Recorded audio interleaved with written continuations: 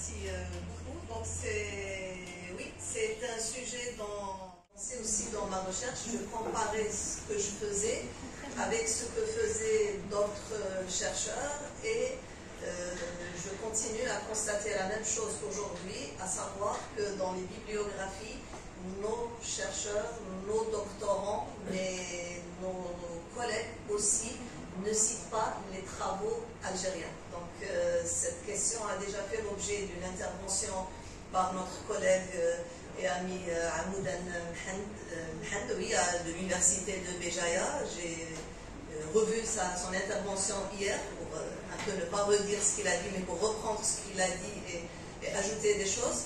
Donc c'est une question fondamentale, il me semble. Donc nous devons sensibiliser aussi les doctorants par rapport à cette question. Donc dans un premier temps, je vais rappeler le rôle de la bibliographie dans un travail de recherche, dans une thèse de doctorat, comment concevoir une bibliographie sur le plan du contenu, comment la constituer, comment une bibliographie sert à la préparation d'un état de l'art sur un sujet, et comment il est important de contextualiser aussi par les lectures, par la documentation, son sujet de recherche. Quand nous travaillons sur un contexte algérien, maghrébin, africain, nous devons citer des recherches, des travaux en lien avec nos contextes d'études. C'est très important et toute la question, c'est le décalage, je le mentionne dans l'intitulé, entre l'objet d'étude, le sujet d'étude, le sujet traité et les bibliographies que l'on trouve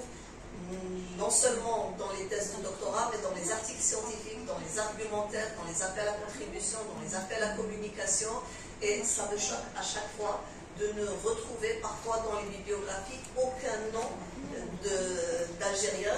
Comme l'a dit Khalid tout à l'heure, ce n'est pas par chauvinisme, ce n'est pas par nationalisme mal placé, ce n'est pas par ethno-africanisme, si vous voulez, parce qu'il y a aussi des attitudes extrêmes, mais c'est surtout parce que nous ne pouvons pas traiter d'un sujet, d'un phénomène qui a lieu dans un contexte sans parler des travaux qui ont abordé le sujet. Donc, je ne sais pas si ça défile. Voilà. Alors, dans un premier temps, la bibliographie, il faut le rappeler, c'est un élément indispensable dans tout travail scientifique, dans tout texte scientifique. Je ne parle pas que de la thèse. Donc, la bibliographie permet la rigueur de l'information, d'où on a tiré une information, l'identification de la source de l'information, d'où est-ce qu'on l'a tirée, qui a été l'auteur de cette information, et la rigueur de l'argumentation aussi, parce que dans notre travail, nous allons argumenter, nous allons présenter un raisonnement, une argumentation, et on va s'appuyer sur des références pour appuyer, étayer notre argumentation. Alors, les articles, les écrits scientifiques, c'est des mémoires, des thèses, des articles, des rapports scientifiques, ça peut être des séminaires, des argumentaires, et comme j'ai dit tout à l'heure, des appels à contribution ou à communication. Alors, une bibliographie, à quoi elle sert? Donc, après avoir choisi un sujet, notamment quand on commence la recherche, on circonscrit la problématique, et le chercheur, le jeune chercheur ou chercheur confirmé, va procéder à une sélection de la documentation. Donc, les lectures à faire. C'est une sélection qui va permettre de concevoir et de rédiger l'état de l'art. Dans tout travail scientifique, il y a une étape de conception et de rédaction. Ça, il ne faut jamais le perdre de vue. Et l'état de l'art, en réalité, c'est la synthèse des travaux autour d'un sujet donné. Donc ça, c'est juste pour rappel, je le dis rapidement. Alors, la bibliographie, c'est une partie qui est importante, obligatoire, dans un travail de rédaction d'un travail scientifique. C'est une liste de références bibliographiques. Karim le rappelait à Oran la dernière fois. Il y a une différence entre les références bibliographiques et la bibliographie. Ce n'est pas la même chose. La bibliographie, c'est la liste qui comporte les références bibliographiques qui sont utilisées par le chercheur pour mener sa recherche, pour fonder dans son raisonnement, étayer son argumentation, etc. Elle permet, la bibliographie, de recenser les travaux en rapport avec le champ d'étude, dans un premier temps. Donc il y a des ouvrages de vulgarisation, des ouvrages assez généraux, comme on va utiliser, les grandes théorisations, si vous voulez, sur un sujet traité, et les faire connaître au lecteur. Parce que votre lecteur, c'est aussi peut-être un futur chercheur, ou un chercheur qui est en train de préparer sa thèse de doctorat, etc. Vous avez terminé, vous avez fini votre travail, vous le livrez à un lecteur qui doit pouvoir utiliser aussi votre bibliographie comme source de documentation pour pouvoir mener aussi sa propre recherche. Donc, elle constitue pour le lecteur une source de documentation et elle lui permet d'identifier les sources et de les retrouver. C'est pour ça que les références bibliographiques sont normalement présentées de façon très pointue, très claire et complète surtout. Donc la référence, la page, le numéro de la revue, etc. Donc ce sont des détails qui permettent de retrouver facilement et peut-être aussi mettre le nom et le prénom. J'ai tendance à le faire ces derniers temps parce que parfois on a des références très anciennes, on retrouve le nom et on a du mal à retrouver donc la source. Et donc le prénom, c'est un peu, surtout quand c'est quelqu'un qui n'a pas beaucoup écrit, un chercheur qui n'a pas beaucoup produit. Ça permet d'avoir un travail vérifiable, des sources identifiables, d'accord? J'ai cité ChatGPT et le copier-coller.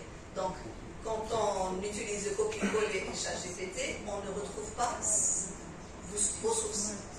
C'est une façon de vous mettre en garde contre ça, si vous voulez. Alors, la bibliographie, elle permet aussi d'attester de la crédibilité et de l'honnêteté, de l'intégrité du chercheur, de vous, de l'auteur.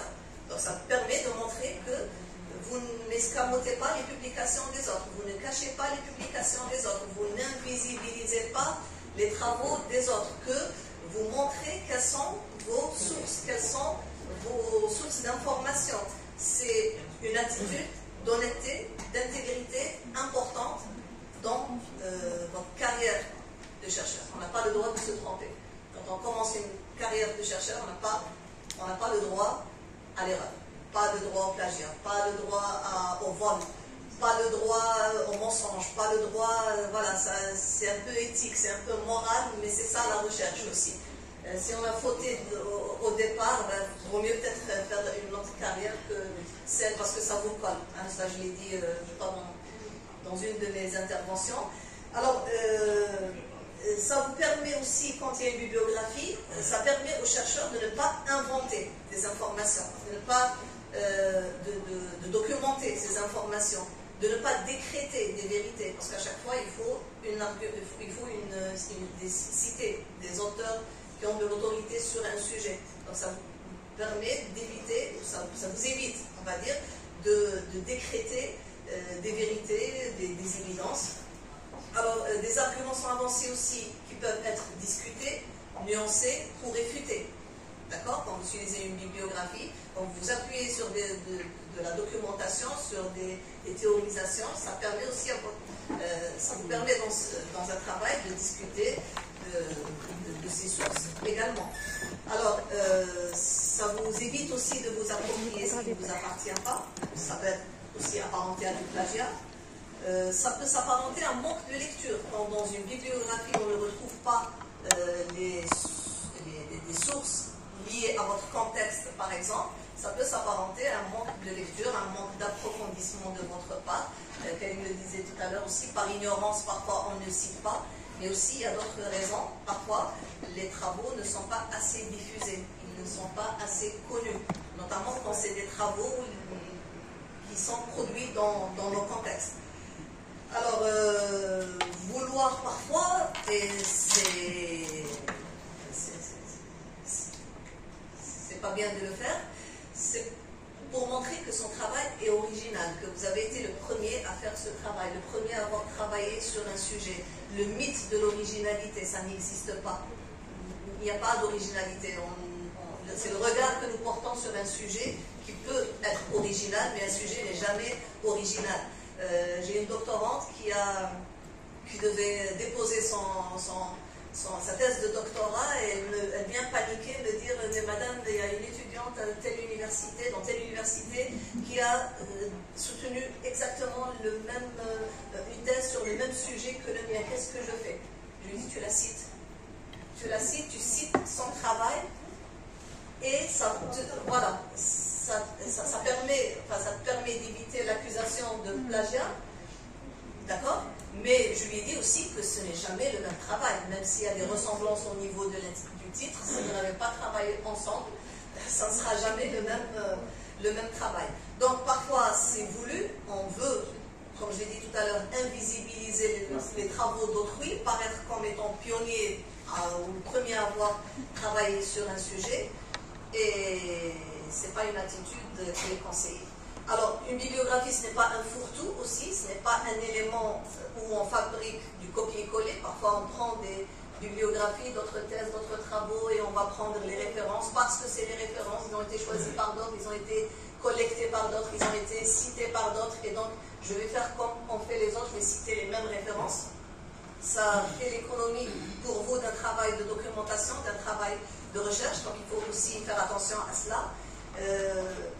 Elle comporte des références qui sont utilisées dans le travail, on l'a rappelé tout à l'heure, et pas uniquement donc des noms de stars, les stars de la recherche. Même si ils ne sont pas stars pour rien, ils sont stars parce que voilà, ils ont produit un travail de qualité, mais c'est important aussi de citer les travaux, même de mémoire, de master, des mémoires de magistère, des articles aussi de jeunes chercheurs s'ils sont pertinents par rapport à notre sujet.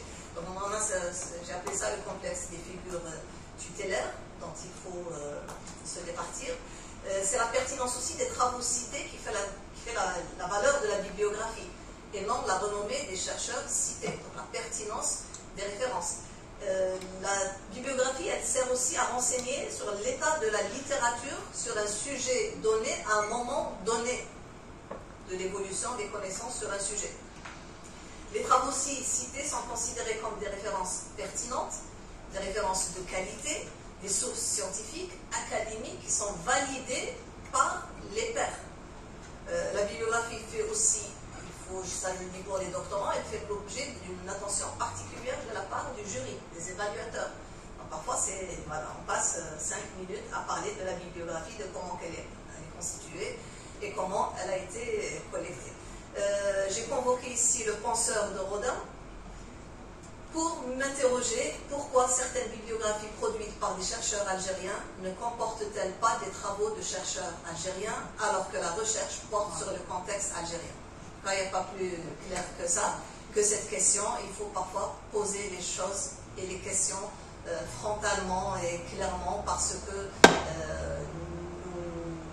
nous pâtissons de ce problème et il faut poser les questions parfois clairement.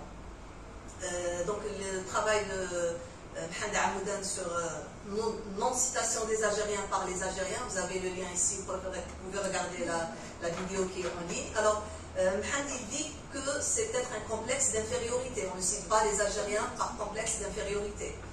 Complexe du colonisé, c'est la même chose. Bon, l'infériorité fait partie du complexe du colonisé. Ou parce qu'on a plagié.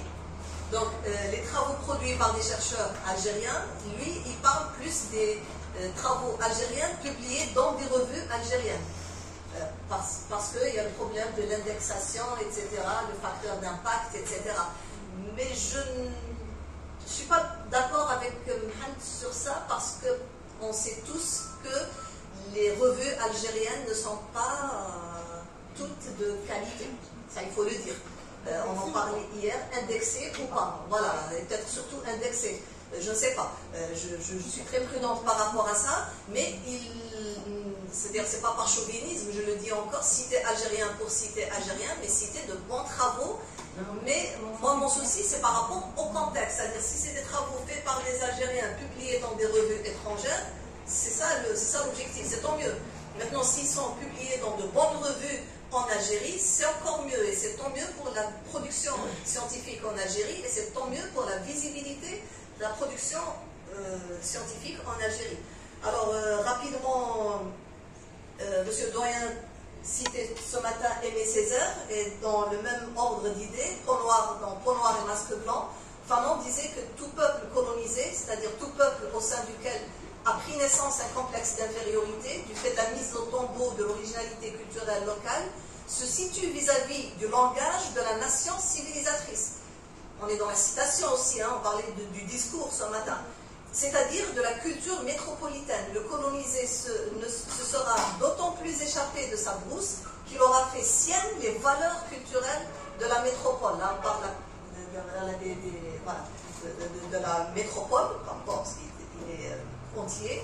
Et deuxième citation, la civilisation européenne et ses représentations les plus qualifiées sont responsables du racisme colonial. J'invite à lire Édouard Saïd aussi, l'orientalisme, sur ces questions. Nous avons intériorisé malheureusement, et même les chercheurs, les académiciens ont intériorisé ce complexe d'infériorité. Alors des travaux qui ne sont pas cités, sinon très peu cités. Moi quand je vais sur Google Scholar et je parcours les pages de certains collèges, je vois qu'il y a des articles très intéressants et très pertinents par rapport au sujet que traitent nos doctorants et qui ne sont pas cités depuis plus d'une décennie. Ce n'est pas normal, je pense.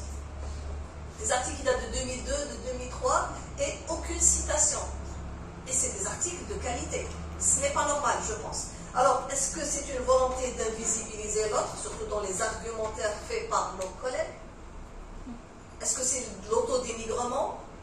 Est-ce que c'est un manque de lecture dans le cas des doctorants? Mais là, il y a le rôle du directeur de thèse qui est important, Wardia l'a souligné tout à l'heure. Hésiter à citer des mémoires de magistère ou de master, et parfois même dans l'évaluation des articles, on vous dit qu'il ne faut pas citer les mémoires, mais peut-être il faut penser aussi à exploiter les mémoires pour en faire des articles. C'est peut-être plus valorisant et ça passe mieux, et puis ils sont aussi expertisés d'une façon peut-être plus sérieuse que la mémoire de fin d'études, etc. Est-ce que c'est du copier-coller des sources? On prend des comme ça et on met dans la bibliographie ce qui a été cité ailleurs. Est-ce qu'il y a un manque d'approfondissement du sujet de la part de nos doctorants, mais de nos collègues aussi? Est-ce qu'il y a un problème de diffusion des écrits scientifiques produits en Algérie? Est-ce que la formation universitaire aussi, les formations doctorales par exemple, ne sensibilisent pas assez les doctorants par rapport à cette nécessité de citer les travaux, nos travaux? Est-ce que c'est par parfois absence d'un état de l'art? Parce que dans beaucoup de thèses, il n'y a pas d'état de l'art. Il y a une compilation de théories, une compilation de définitions, mais il n'y a pas un travail de synthèse fait à partir d'études sur le contexte. Et je dis toujours à mes doctorants, il y a deux parties dans la partie théorique, si vous voulez. Il y a la première partie où on cite les travaux pionniers dans un domaine, les grands théoriciens dans un domaine donné, et puis il y a des travaux faits à partir de ces théorisations sur les contextes qui sont les nôtres. Donc il en résulte donc une compilation de théories, des généralités, un décalage entre ce qu'on reproche souvent aux doctorants lors des thèses, c'est-à-dire un décalage entre la partie théorique et la partie dite pratique. Après, pourquoi aussi on cite un peu beaucoup les travaux produits ailleurs? Parce que c'est pour des raisons historiques. L'Afrique n'a pas encore décollé sur le plan scientifique, l'Afrique du Nord non plus, et donc les grandes théorisations liées aux sciences modernes, les grandes disciplines ont été fondées donc au 19e, au 20e siècle, et elles ont évolué en Europe, en Afrique, en Amérique du Nord. En Afrique du Nord, je l'espère, pour bientôt. Et donc, elles se sont aussi consolidées au 20e siècle, toutes ces sciences. Mais ces théorisations ont été reprises aussi à partir, donc depuis quelques décennies, en Algérie, donc dans le domaine de la didactique, de la littérature, des sciences de langage, etc. Les pionniers, on en a cité quelques-uns. Il y a Khawlat Al-Ibrahimi, il y a Dalila Morsli, il y a Dolari Abdelzab, Mohamed Ben Rabah, Abdou Iliman, et tous ceux et toutes celles que tu as citées tout à l'heure. Donc eux aussi, ils ont un peu assuré le relais pour nous, qui sont un peu encore jeunes, on va dire, c'est ça? Voilà, par rapport aux générations qui arrivent. Voilà, donc je pense que voilà, ces grandes théories ont été appliquées, mais pas appliquées aveuglément, mais appliquées, nuancées par rapport au contexte qui est le nôtre. Et les pays du Maghreb et d'Afrique ne sont plus, je pense, je l'espère, uniquement pourvoyeuses de corpus. Parce que très longtemps, on a un peu exploité les chercheurs maghrébins africains pour qu'ils préparent du corpus pour les chercheurs voilà, qui théorisent. Alors, peut-être, oui, alors l'élaboration d'un état de l'art sur une question se base sur des travaux pionniers, théoriques, ouvrages ou travaux. Par exemple, on a Vladimir Prokop, on peut le citer, Morphologie du camp, même si la référence date un petit peu, et c'était tout à fait un hasard. Hein. J'ai pensé à Vladimir, qui m'a contacté récemment, Islam Ekdrelef, la figure de l'ogresse dans le conte algérien. Lui, il cite cette référence, Mais si je compte travailler moi aussi sur le conte algérien ou mostaganais-moi ou dans la région de l'Oranie, etc., je vais citer les deux références. Donc, à la fois la grande référence Vladimir Prop et ensuite des travaux qui ont été faits à partir de ce travail, qui s'est appuyé aussi sur ce travail pour continuer la recherche. Abdelhamid Bouraï aussi, mais dans la littérature, ça je l'ai déjà cité. Alors voilà, je crois que j'ai terminé. Je vous remercie beaucoup de votre attention.